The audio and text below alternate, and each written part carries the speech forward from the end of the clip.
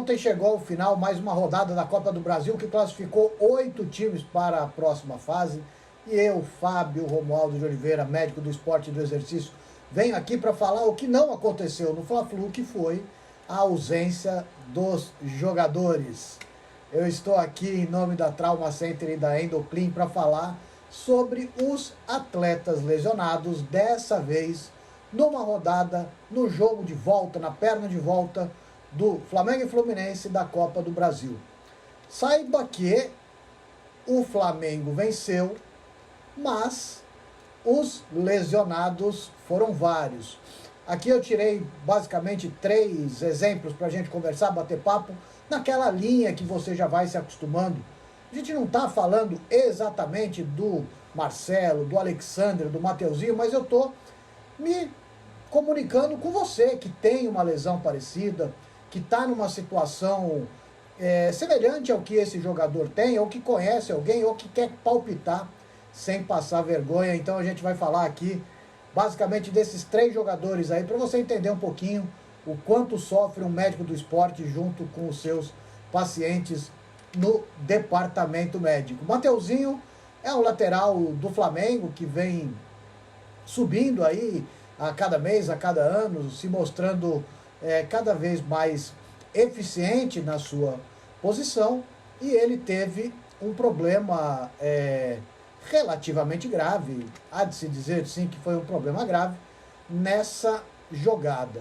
Então, se você for perceber, um Flamengo e Vasco, Maracanã como sempre, muito cheio, e para infelicidade do Mateuzinho, ele erra a bola e acerta a perna do jogador do Vasco. Então, se você for tentar perceber aqui, num quadro um pouco mais aproximado, ele acerta o que seria a canela do jogador, e a imagem não é das melhores, mas a gente percebe que a perna realmente quebra, né? Então existe uma fratura na tíbia, uma fratura talvez na tíbia e na fíbula. Sempre lembrando que esse caso que a gente vai conversar não é sobre o Mateuzinho em si, mas qualquer pessoa que possa ter quebrado a perna. Então essa radiografia que você percebe aí na tela são as radiografias de frente, né? Usualmente o médico tem que solicitar mais de uma radiografia, mais de uma incidência. Via de regra nós fazemos frente e perfil. Aí nesse exemplo você tem só a radiografia de frente das 2 pernas, a direita e a esquerda, aonde no jogo de 7 erros, onde eu gosto sempre de brincar, não tem nenhuma alteração. Esse é um exame completamente normal. Na comparação com imagens da internet, você consegue perceber sem nenhuma dificuldade essa fratura nesse osso mais largo, nesse osso maior, que é a tíbia, e nesse caso em especial a fíbula, que é esse osso fininho, ela não tem nenhuma alteração. Talvez lá em cima, na cabeça da fíbula, uma fratura, mas não se nota essa situação. E aí o que fazer? Né? É essa a fase onde a gente tenta bater papo aqui contigo. O tratamento, como praticamente tudo em ortopedia e traumatologia, ele pode ser tanto conservador como cirúrgico. O tratamento conservador não está totalmente errado, vai depender de inúmeros fatores, mas é um tratamento extremamente desconfortável, visto que toda fratura é buscada um quadro chamado estabilidade. O gesso é capaz de dar essa estabilidade, porém você se manter com o gesso acima da linha do joelho, porque a articulação também tem que ser imobilizada, transforma esse tratamento numa situação muito penosa para o dono da fratura. Então, via de regra, o tratamento é cirúrgico. Outra diferença que precisa ser feita é qual tipo de tratamento, a depender se essa fratura foi exposta ou não. A fratura exposta é aquela onde tem contato com o meio junto com o traço de fratura. Então, é quase aquelas que você vê que tem um sangramento, tem perda de massa, alguma coisa nesse sentido. Nessas fraturas expostas, via de regra, o tratamento é com um fixador externo. A gente não aborda o ponto da fratura. Fraturas de perna, tem basicamente também 2 tipos de tratamento, a depender de inúmeros fatores, que não interessa de nada para vocês aqui. É com placa ou com a haste intramuscular. medular. A haste intramedular é uma situação onde geralmente o médico faz esse tipo de opção pela facilidade da recuperação do paciente, quando você não faz grandes cortes na pele, como ferida operatória. Existe toda uma técnica, não é uma das mais fáceis, mas o profissional, na medida que ele vai se habituando com esse tipo de situação, ele consegue fazer de uma maneira relativamente mais simples. Esse esquema que você vai observando, é sempre bom a gente lembrar que é um esquema onde tem só a parte óssea, né? Então não existe toda a parte muscular em volta, né? Onde desse jeito parece ser muito mais fácil do que é. É um procedimento que ele não é feito às cegas, como a gente fala, mas com um arco cirúrgico, aonde durante todo o processo de fixação dessa haste, você vai monitorando o acompanhamento para saber, logicamente, se a haste está dentro do lugar, né? Um dos grandes erros é você não acompanhar isso, mas você vai fazendo esse tipo de monitorização dentro do intraoperatório. E talvez a principal dificuldade técnica seja a de fixação dos parafusos. Você tem que colocar uma haste, né, que você consegue ver aí no exemplo, né, seria um pedaço de ferro dentro do osso, por dentro do osso, dentro do tutano, como se chama. E esse osso ficaria no lugar, logicamente, e aí você coloca os parafusos na parte de cima e na parte de baixo, fazendo a fixação dessa fratura. Feito isso, a pessoa não tem uma vida normal, né? Ela vai para casa, ela não precisa de mobilização, mas ela precisa aguardar com que esse osso tenha todo o seu processo de consolidação. É aí onde faz a grande diferença do tratamento médico propriamente dito, né? Uma parte é a parte cirúrgica, o paciente fica em torno de 2, 3 dias no hospital, no pós-operatório, e aos poucos, com toda a monitorização médica, esse paciente começa a pisar e aí vai fazendo a sua evolução. No primeiro momento, a fisioterapia ela é importante para mobilizar o joelho, mobilizar o tornozelo, né? Por mais que a fratura seja na perna, é muito comum resultados ruins mostrarem joelhos mais rígidos ou tornozelos mais rígidos. Então, se busca a mobilização o mais rápido possível. O tratamento da fratura de perna demora porque esse paciente, esse atleta vai perder massa muscular, ele vai ter que fazer toda essa recuperação e se espera num prazo não inferior a 4 meses que o atleta vá voltando às suas atividades e progressivamente retome o gesto esportivo. Então, o atleta vai ficar afastado por bastante tempo, não tem muito como adiantar esse processo, ele vai precisar cumprir todas as etapas direitinho para não dar problema. Então, o médico, o fisioterapeuta, o psicólogo, se for o caso, vai ter que estar monitorando esse atleta para que ele não entre em desespero.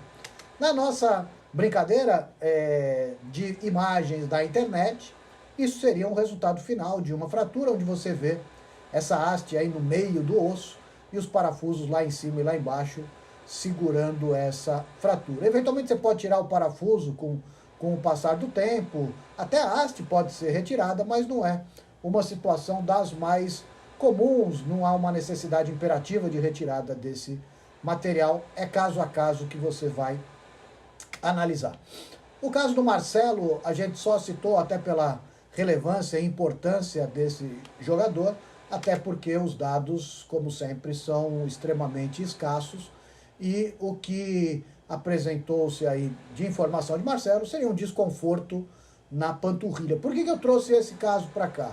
Porque o atleta em geral, ele responde muito bem à informação que ele tem uma lesão muscular. No popular é como se ele tivesse rasgado. O atleta chega no consultório falando: doutor, eu estou com uma dor aqui na musculatura da panturrilha, na parte de trás aqui da coxa. E se você, a partir de um exame de imagem, você afirmar para esse atleta que ele rasgou, que ele teve uma rotura, é como se ele aceitasse muito melhor e respeitasse o tratamento. Mas isso não acontece em todos os casos. Em vários casos, existe o que a mídia, o público leigo, terminou chamando de desconforto muscular. Na prática é o seguinte: a musculatura é uma bomba. Ela trabalha aos moldes de uma bomba cardíaca, só que é uma bomba muscular. Então ela tem uma necessidade de flexibilidade, ela trabalha em extensão, ela trabalha em flexão. E quando esse corpo começa a dar sinais de sobrecarga, é como se essa musculatura não conseguisse trabalhar direito. E aí nós que trabalhamos com medicina do esporte, nós temos que analisar, será que a carga está bem determinada? Será que esse atleta tem um passado de um treinamento de força muscular, respeitando todos os princípios de uma maneira mais adequada? Ele trabalhou treino de força muscular propriamente dito, com altas cargas, pouca repetição? Como foi a alimentação? Como é que é a alimentação desse atleta? Ela é rica em proteína? Quanto de proteína esse atleta consome em cada fase de treinamento? Ele tem descansado?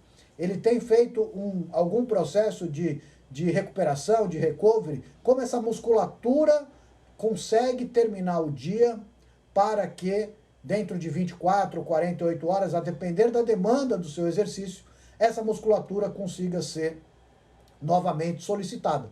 E aí, quando esse desequilíbrio acontece, é como se a musculatura gritasse, não necessariamente precisando de uma lesão, uma rotura. Eu ainda costumo dizer que quando tem uma rotura é mais fácil, é só você classificá-la e aí você vai ter uma ideia de quanto tempo você vai tirar esse esforço, você vai tirar essa sobrecarga. Quando não tem uma lesão, uma rotura, você precisa readequar as cargas e isso torna um processo muito mais difícil, principalmente se esse atleta não tem um acompanhamento de uma equipe multidisciplinar. E para encerrar aqui a nossa conversa, para não ficar um vídeo muito cheio de informações, vamos falar aí do Alexander, mais um atleta do tricolor carioca, que teve uma lesão num jogo contra o Cruzeiro, nesse campeonato. E aí essa lesão é um pouco mais fácil de você ver, principalmente quando a gente modifica a câmera. Então é o atleta de azul, né, que vai cair ao solo, né, a perna direita ela vai ficar um pouquinho mais alta e você consegue perceber nessa aproximação que o atleta do Fluminense cai exatamente por cima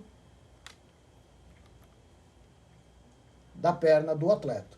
Então, vamos aqui chegar nesse ponto. Então, aqui está.